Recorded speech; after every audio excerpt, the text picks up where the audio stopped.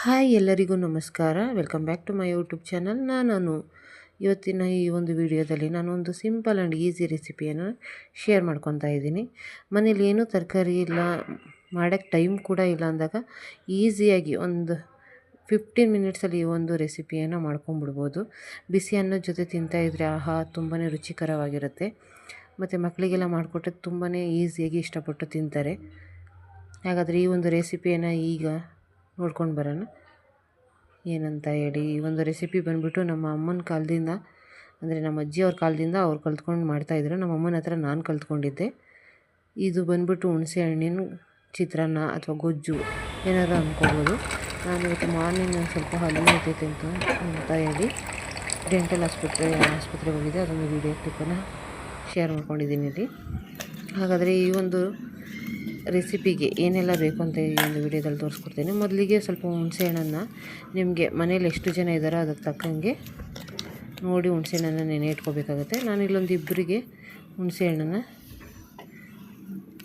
ನೀರಲ್ಲಿ ಹಾಕಿ ನೆನೆಸಿಟ್ಕೊತಾ ಇದ್ದೀನಿ. ಫಸ್ಟು ಅದು ಚೆನ್ನಾಗಿ ನೆನೆಬೇಕು, ಅದು ಹುಣಸೆ ಹಣ್ಣು ನೋಡಿ ಎಷ್ಟು ನಾನು ಇಲ್ಲಿ ಹಾಕ್ಕೊತಿದ್ದೀನಲ್ಲ, ಅದೊಂದು ಈ ಹುಣಸೆ ಹಣ್ಣು ಫುಲ್ ಗಟ್ಟಿಯಾಗಿಬಿಟ್ಟಿದೆ, ತೆಗೆದ್ರೆ ಬರ್ತಾನೆ ಇಲ್ಲ, ಹಾಗಾಗಿ ನಿಧಾನಕ್ಕೆ ಹಾಕಿದೆ. ನಾನು ಇಲ್ಲಿ ಹಾಕಿರ್ತಕ್ಕಂಥ ಹುಣಸೆಹಣ್ಣು ಬಂದ್ಬಿಟ್ಟು ಇಬ್ಬರಿಗೆ ಆಗುವಷ್ಟು ಇದು.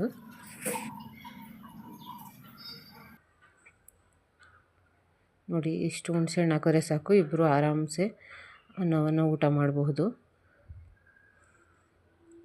ಇದು ನೆನೆಯಲ್ಲಿ ಅಷ್ಟರಲ್ಲಿ ನಮಗೆ ಇದಕ್ಕೆ ಸ್ವಲ್ಪ ಒಂದು ಗೆಡ್ಡೆ ಬೆಳ್ಳುಳ್ಳಿ ಅಷ್ಟು ಬಿಡಿಸ್ಕೊತಾ ಇದ್ದೀನಿ. ನಾನು ಇಲ್ಲಿ ಮಾಡ್ತಿರ್ತಕ್ಕಂಥ ರೆಸಿಪಿ ಬಂದ್ಬಿಟ್ಟು ಇಬ್ಬರು ಊಟ ಮಾಡೋದಕ್ಕೆ.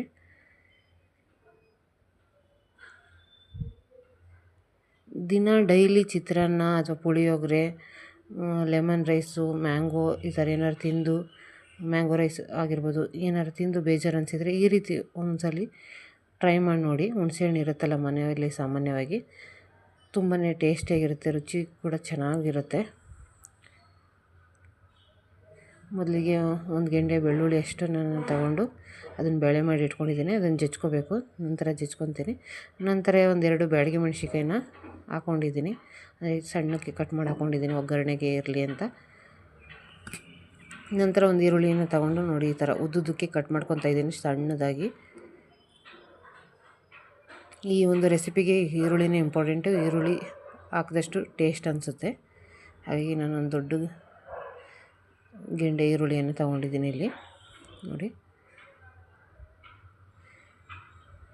ನಂತರ ನೋಡಿ ಕರಿಬೇವು ಸೊಪ್ಪನ್ನು ಸ್ವಲ್ಪ ಇಟ್ಕೊತಾ ಇದ್ದೀನಿ ಹಾಕೋದಕ್ಕೆ.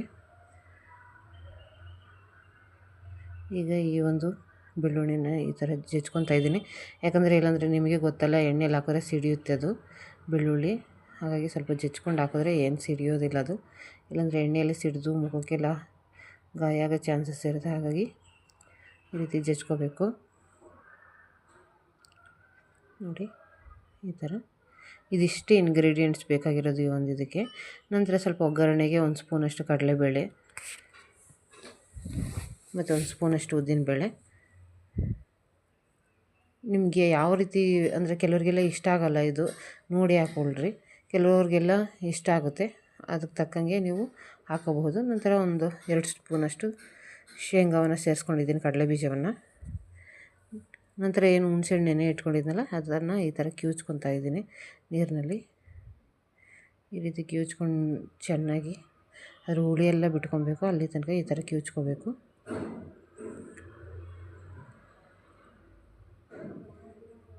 ನಂತರ ಇದಕ್ಕೇ ಸ್ವಲ್ಪ ಅರಿಶಿನ ಪುಡಿ, ಈ ಒಂದು ಹುಣಸೆ ಹುಳಿ ನೀರಿಗೇ ಸ್ವಲ್ಪ ಅರಿಶಿನ ಪುಡಿ ಸೇರಿಸ್ಕೊತಾ ಇದ್ದೀನಿ, ಒಂದು 1/4 ಟೀ ಸ್ಪೂನಷ್ಟು.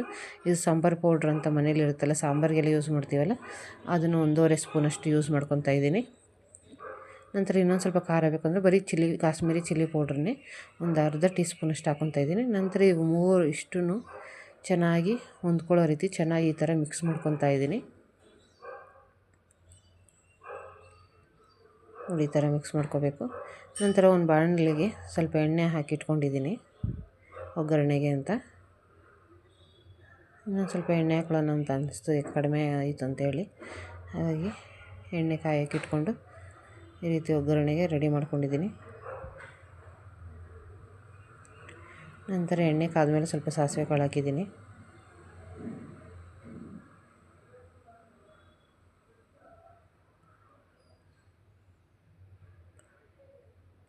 ಅದು ಸಿಡಿದ ಮೇಲೆ ಸ್ವಲ್ಪ ಜೀರಿಗೆ,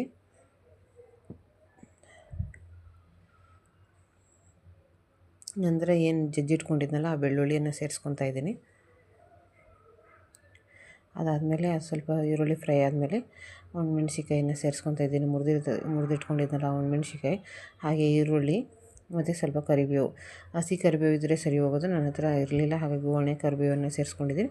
ನಂತರ ಕಡಲೆಬೇಳೆ, ಉದ್ದಿನಬೇಳೆ, ಕಡಲೆಬೀಜ ಎಲ್ಲ ಸೇರಿಸ್ಕೊಂಡು ಈ ರೀತಿ ಚೆನ್ನಾಗಿ ಫ್ರೈ ಮಾಡ್ಕೋಬೇಕು. ಇದರಲ್ಲಿ ಈರುಳ್ಳಿ ಫುಲ್ಲು ಫ್ರೈ ಆಗೋದ್ರೆ ಚೆನ್ನಾಗಿ ಅನಿಸಲ್ಲ. ಆಫ್ ಆ್ಯಂಡ್ ಆಫ್ ಅಂದರೆ 50% ಅಷ್ಟೇ ಬೆಂದಿದ್ರೆ ತುಂಬಾ ಚೆನ್ನಾಗಿರುತ್ತೆ ತಿನ್ನೋದಕ್ಕೆ. ಈ ಒಂದು ಗೊಜ್ಜು, ಹುಣಸೆಹಣ್ಣಿನ ಗೊಜ್ಜು, ಹುಣಸೆಹಣ್ಣಿನ ಚಿತ್ರಾನ್ನ ಅಂತೆಲ್ಲ ಹೇಳ್ಬೋದು. ನಮಗೆಲ್ಲ ಆವಾಗ ಹುಣಸೆಹಣ್ಣಿನ ಚಿತ್ರಾನ್ನ ಅಂತಲೇ ಹೇಳ್ತಿದ್ರು ನಮ್ಮಮ್ಮ ಅವರು. ಇದನ್ನು ಮಾಡಿಟ್ಕೊಂಡ್ರೆ ಒಂದು ವಾರ ಕೂಡ ಫ್ರಿಡ್ಜಲ್ಲಿ ಇಟ್ಕೊಂಡು ತಿನ್ಬೋದು ಆರಾಮ್ಸೆ, ಏನಾಗಲ್ಲ ಅದು. ನೋಡಿ ಈ ರೀತಿ ಚೆನ್ನಾಗಿ ಕುದೀಲಿ ಅದು. ಆವಾಗ ಒಂದು ಸತಿ ಕುದಿ ಬಂದಮೇಲೆ ಈ ರೀತಿ ಉಪ್ಪನ್ನು ಸೇರಿಸ್ಕೊಂಡು ಚೆನ್ನಾಗಿ ಮಿಕ್ಸ್ ಮಾಡಿಕೊಂಡ್ರೆ ಗೊಜ್ಜು ರೆಡಿ. ಹುಣಸೆಹಣ್ಣಿನ ಗೊಜ್ಜು ರೆಡಿ ಆಗಿಬಿಡ್ತು. ನೋಡಿ ಇಷ್ಟೇ, ವೆರಿ ಸಿಂಪಲ್. ಈ ಒಂದು ರೆಸಿಪಿ ಬಂದ್ಬಿಟ್ಟು ತುಂಬಾ ಈಸಿಯಾಗಿ ಮಾಡ್ಕೊಂಬಿಡ್ಬೋದು. ಒಂದು 15 ಮಿನಿಟ್ಸಲ್ಲಿ ನಾವು ಎಲ್ಲರೂ ಹೋಗಿದ್ದು ಬಂದಾಗ ಸಡನ್ಲಿ ಒಂದು 15 ಮಿನಿಟ್ಸಲ್ಲಿ ರೆಡಿ ಆಗಿಬಿಡುತ್ತೆ ಒಂದು ಹುಣಸೆಹಣ್ಣಿನ ಗೊಜ್ಜು. ನೋಡಿ ನಾನು ಬಿಸಿ ಅನ್ನ ಮಾಡಿಟ್ಕೊಂಡಿದ್ದೆ ಸೈಡಲ್ಲಿ, ಈಗ ಅದನ್ನು ಹಾಕ್ಕೊತಾ ಇದ್ದೀನಿ. ಮತ್ತು ಸೈಡ್ಸಿಗೆ ಮನೆಯಲ್ಲೇ ಮಾಡಿರ್ತಕ್ಕಂಥ ಇದು ಸಂಡಿಗೆ ಚಕ್ಲಿ ಇದೆ, ಅದನ್ನು ಸೇರಿಸ್ಕೊಂಡೆ ಸ್ವಲ್ಪ. ನಂತರ ಈ ಒಂದು ಬಿಸಿ ಗೊಜ್ಜನ್ನು ಬಿಸಿ ಅನ್ನಕ್ಕೆ ಹಾಕ್ಕೊಂಡು ಸ್ವಲ್ಪ ತುಪ್ಪ ಹಾಕ್ಕೊಂಡು ತಿಂದರೆ ಇನ್ನೂ ಚೆನ್ನಾಗಿರ್ತದೆ. ನಾನೇನು ತುಪ್ಪ ಹಾಕ್ಕೊಳಕ್ಕೆ ಹೋಗಿಲ್ಲ. ನೋಡಿ ಈ ರೀತಿ ಚೆನ್ನಾಗಿ ಮಿಕ್ಸ್ ಮಾಡ್ಕೊಂಡು ತಿಂತಾಯಿದ್ರೆ ಆಹಾ ಸಖತ್ ಟೇಸ್ಟಿ ಅಂತ ಅನಿಸುತ್ತೆ. ಈ ಒಂದು ವಿಡಿಯೋ ಇಷ್ಟ ಆಗಿದ್ದರೆ ನಿಮ್ಮ ಫ್ರೆಂಡ್ಸ್ ಆ್ಯಂಡ್ ಫ್ಯಾಮಿಲಿಗೆ ಶೇರ್ ಮಾಡಿ, ಹಾಗೆ ನನ್ನ ಒಂದು ವಿಡಿಯೋಕ್ಕೆ ಲೈಕನ್ನು ಕೊಡಿ.